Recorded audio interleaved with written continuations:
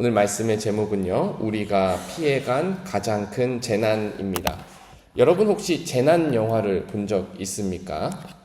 홍수나 대지진이나 기후변화 같은 재난을 표현하는 영화들이 종종 있습니다.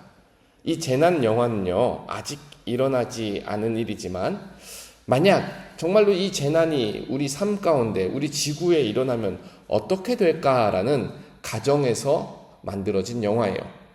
이 재난 영화를 보면은 특징이 있습니다. 너무 그 재난 상황이 생생하게 묘사되는 거예요. 만약 서울 한복판에 홍수가 가득해서 물로 다 쓸려 내려가면 사람들이 어떤 일을 겪을까? 높은 데로 피하다가 식수도 부족하고 음식도 부족하고 이 정말로 끔찍한 재난 상황을 우리에게 너무나도 잘 보여줍니다. 그래서 이 재난 영화를 볼 때 절대 저 일만은 우리에게 일어나지 않았으면 좋겠다. 또 영화를 보고 나면은 우리가 누리는 이 평화와 그리고 우리가 누리는 이 대자연이 너무나도 감사한 일이다라는 이런 새삼스러운 깨달음을 영화를 통해 얻게 됩니다. 오늘 본문은 마치 재난 영화와 같은 한 장면입니다. 물론 오늘 본문은요, 가정이 아니에요. 이미 이스라엘과 유다의 역사 속에서 재난이 일어났고 그 재난은요, 실제로 수많은 사람들을 고통 가운데 힘들게 했습니다. 그러나 동시에 오늘 본문을 보면요, 이 본문이 너무 생생해서 주님, 우리에게 이와 같은 일이 절대로 일어나지 않기를 바랍니다. 주님, 우리에게 이런 일이 벌어지지 않고 우리가 이러한 재난을 피한 것이 너무나도 감사합니다. 본문을 읽는 내내 동시에 이런 생각이 듭니다. 오늘 본문의 재난은 무엇일까요? 칼과 기근으로 말미암아 힘들어하는 것일까요? 아니요. 오늘 본문은요, 가장 큰 재난은 하나님이 얼굴을 가리신다. 하나님이 우리의 기도를 듣지 않으신다. 하나님이 선지자의 중보도 듣지 않으신다. 이게 가장 큰 재난이라는 사실을 오늘 본문은 알려줍니다. 사실 이것은 이미 예고된 재난입니다. 예레미야 7장과 11장에서 하나님께서 유다 백성들에게 반복적으로 경고하신 내용이 있는데, 백성들이 기도해도 하나님은 기도를 듣지 않을 것이다. 또 선지자야, 너는 백성들을 위하여 중보 기도하지 말라. 그 기도가 아무 소용 없을 것이다. 하나님께서 이 두 가지를 계속 경고하셨어요. 하나님께서 왜 그러셨냐면요, 유다 백성들이 형식적으로 종교 생활을 하는 거예요. 형식적으로 주여 주여 하고 형식적으로 아멘 아멘 하는데 그 형식 뒤에 숨어가지고 하나님 앞에 죄를 계속 짓는 거예요. 마음을 돌이키지 않는 거예요. 제 아무리 그래도 돌아오지 않는 거예요. 그러니까 마음이 떠난 주여 주여는 소용이 없다. 마음이 떠난 할렐루야는 소용이 없다라는 거예요. 유다 백성은 하나님과의 언약을 깬 사람들입니다.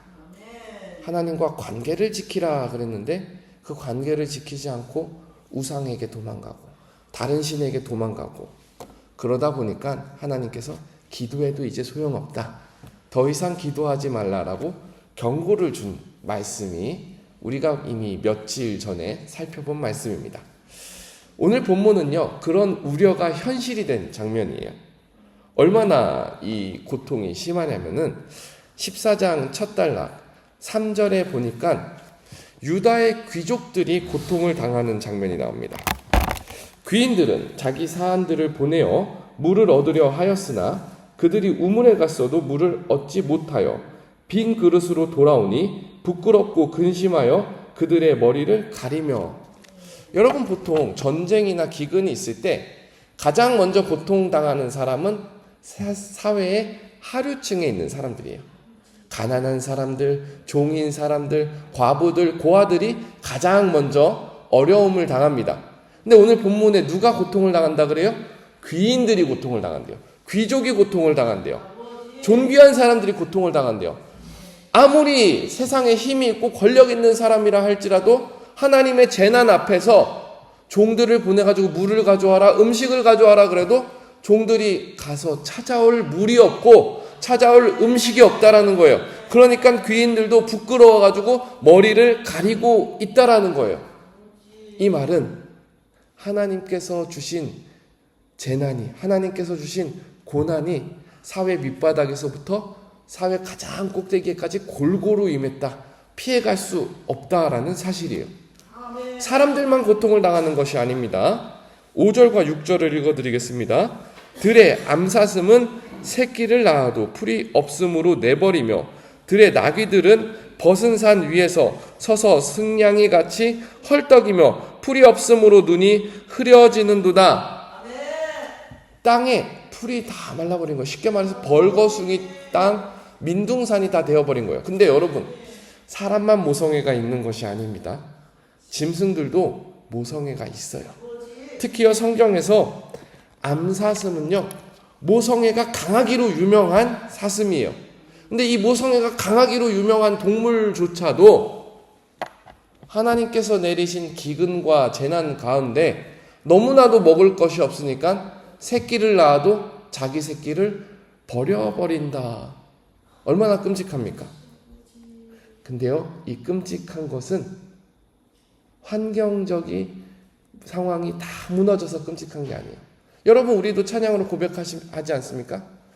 주님과 우리가 동행하면은 정말로 초막이나 궁궐이나 무슨 상관이 있습니까? 이러한 재난이 있어도 이러한 고난이 있어도 주님이 우리와 함께 하시면 사실 괜찮습니다. 이것이 우리의 신앙 고백이에요. 근데 오늘 말씀을 조금 더 읽어보면요 환경만 무너진 것이 아니라 영성도 메말라 버립니다. 백성들이요 유다 백성들이 예레미야 선지자를 찾아와요. 그래서 선지자여 우리를 위해서 제발 기도해 주세요. 우리가 주님께 돌아가겠습니다. 이렇게 해서 시작된 기도가 14장 7절부터 소개됩니다. 예레미야가 정말로 백성들의 편에 서서 우리가 하면서 기도를 합니다. 예레미야가 하나님께서 예레미야에게 중보기도 하지 말라고 명령하였음에도 불구하고 예레미야는 정말로 목회적인 마음을 가지고 백성들의 편에 서서 기도합니다. 7절을 한번 읽어드리겠습니다.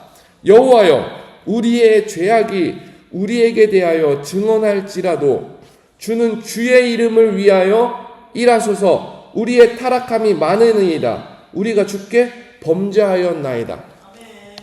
우리라고 하죠. 예레미야가 백성들의 편에 서가지고 주님 우리가 범죄하였습니다. 범죄가 너무나도 심각합니다. 진심 어린 기도를 하는 거예요. 근데 이 기도 가운데 예레미야가 아주 의미심장한 말을 하나 던집니다. 7절 보면요. 주님은 주님의 이름을 위해서 일하소서. 이게 무슨 기도냐면요. 하나님을 압박하는 기도예요. 하나님이 피할 길이 없도록 하는 기도예요. 출애굽기 32장에 보면은요. 이스라엘 백성들이 금송아지를 만들어서 멸절당할 위기에 처합니다. 하나님께서 모세와 이스라엘과 함께 언약을 맺으시는데 그 시간에 이스라엘 백성들은 금송아지를 만들어서 아주 음란한 행동들을 해요. 그것을 본 하나님께서 이스라엘 백성들을 다 쓸어 없애버리고 새로운 민족을 선택해서 시작해야겠다라고 모세에게 아주 엄포를 놓습니다. 그때 모세가 하나님께 간절히 기도하는데 하나님의 이름을 위해서 제발 이 백성을 붙잡아 주세요. 이제 와서 하나님께서 이 백성을 버려버리시면은 지금까지 한 하나님의 구원과 그 역사를 주변의 모든 나라들이 다 알고 있는데 주님의 이름이 땅에 떨어집니다. 주님의 영광이 땅에 떨어집니다. 그러니까 하나님은 언약을 봐서라도 하나님의 이름을 봐서라도 제발 이 백성들을 구원해 주세요. 모세가 하나님을 기도하는데 하나님께 압박을 하면서 기도를 하는 거예요. 하나님께서 그 기도를 들으셨어요. 근데 지금 예레미야가 어떻게 기도하죠? 똑같이 기도해요. 주님의 이름을 봐서라도 주님의 이름의 명예를 위해서라도 제발 이 재난을 돌이켜 주세요. 똑같은 기도를 하는 거예요. 그런데 하나님께서는 응답을 하시는데 거절로 응답하시는 거예요. 우리 11절, 12절을 한번 읽어볼게요. 14장 11절, 12절입니다. 우리 함께 읽겠습니다. 시작. 여호와께서 또 내게 이르시되 너는 이 백성을 위하여 복을 구하지 말라. 그들이 금식할지라도 내가 부르짖음을 듣지 아니하겠고 번제와 소제를 드릴지라도 내가 그것을 받지 아니할 뿐 아니라 칼과 기근과 전염병으로 내가 그들을 멸하리라. 하나님께서 절대로 기도도 안 받고 예배도 안 받고 제물도 안 받고 아무것도 안 받으시겠다. 완전히 문을 닫아버리신 거예요. 여러분 혹시 기도하다가 응답이 없거나 하나님께서 아니라고 대답하실 때 여러분 어떻게 하십니까? 여러분 어떻게 하세요? 다시 매달리죠. 바짓가랑이 붙들고 다시 매달리죠. 주님 그래도 한 번만 다시 생각해 주세요. 사실 우리 이렇게 기도하지 않습니까? 예레미야도 똑같이 기도해요.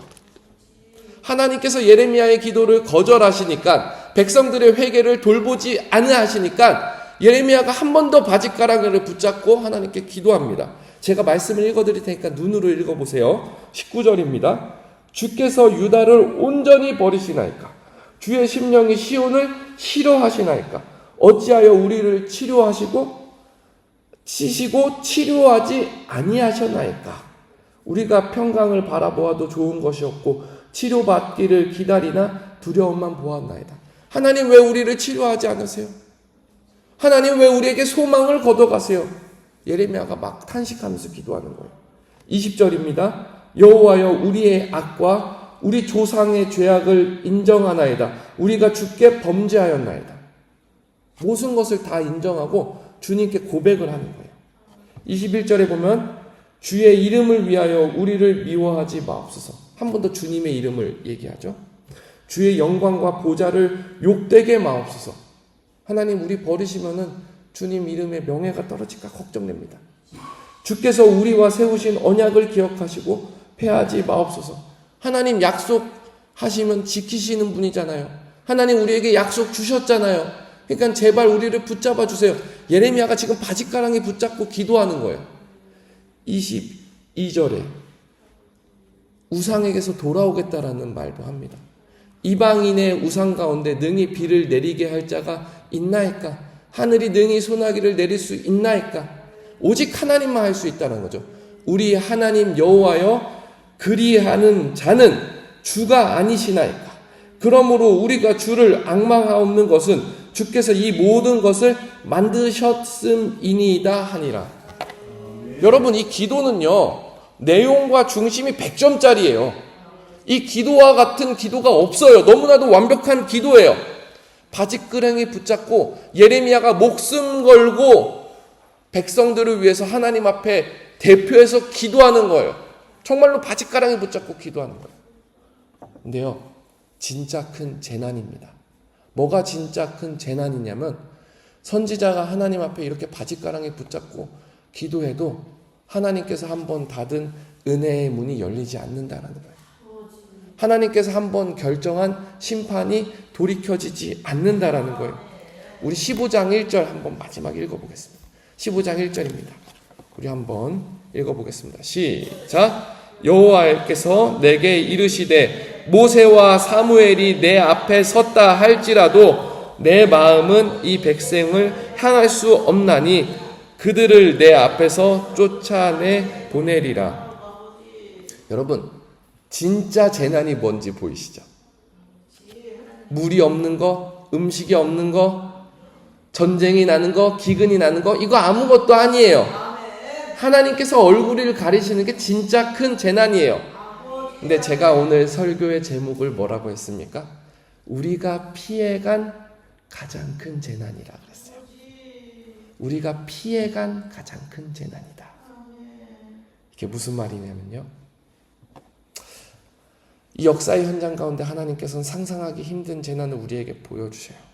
만약에 하나님께서 유다 백성들에게 하셨던 것처럼 우리에게 얼굴을 영영 돌려버리시면 어떡하나. 하나님께서 정하신 심판을 철회하지 않으시면 어떡하나, 하나님께서 우리의 기도를 외면하시면 어떡하나, 이 성경을 읽으면서요 계속 그런 생각이 끊임없이 들어요. 그런데요, 우리는요 이 끊임없이 드는 두려움 가운데 소망을 봅니다. 이미 예수님께서 우리에게 행하신 구원은 돌이킬 수 없는 구원이기 때문에 그렇습니다. 여러분, 히브리서 7장 24절 25절에 이런 말씀이 있습니다. 예수님은 영원히 계심으로, 예수님의 사역이 영원하다라는, 그 사역이 뭡니까? 예수님의 제사장 직분도 갈리지 아니하나니, 25절에 그러므로 예수님을 힘입어서 하나님께 나아가는 사람들은 온전히 구원을 받을 수 있나니, 이는 예수님께서 항상 우리를 위하여 간구하심이라. 항상 예수님께서 우리를 위해서 간구하시기 때문에, 모세도 사무엘도 예레미야도 못하는 중보의 사역을 예수님께서 우리를 위해서 감당하고 계시기 때문에, 우리가 면목 없는 사람들이라 할지라도, 우리의 모습만 보면 기도를 하기 답답하다 할지라도, 우리의 모습만 보면 부끄러워서 하나님 앞에 나아갈 수 없다 할지라도, 예수님의 이름에 힘입어서 우리는 하나님께 나아갈 수 있습니다. 그러니 우리는 재난을 피한 사람들입니다. 하나님께서는 우리의 기도를 외면하지 않으세요. 지금도 우리를 위해 중보하고 계시는 예수님이 있으시기 때문에 이 모든 것이 가능한 은혜입니다. 그러므로 우리 무엇을 해야겠습니까? 먼저 감사해야 돼요. 값없이 주어진 구원의 은혜에, 하나님의 사랑에, 예수 그리스도의 함께 하심에 감사해야 돼요.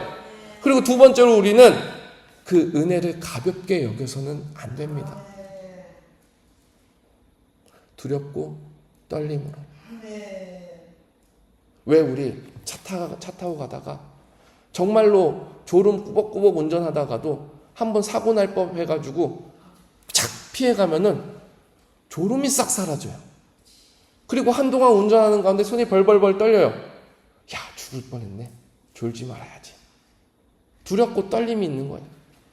재난을 피해갔다라는 것은 그런 거예요. 예수님의 힘에 힘입어서, 보혈의 피에 힘입어서 우리가 이 재난을 피해갔다라는 것은 마치 사고를 바로 피해간 운전자처럼, 아, 주님 이렇게 귀한 것이군요. 두렵고 떨림으로 구원을 소중하게 여기면서 살아가는 우리 영산이 되기를 주님의 이름으로 부탁을 드립니다. 우리 함께 기도하겠습니다.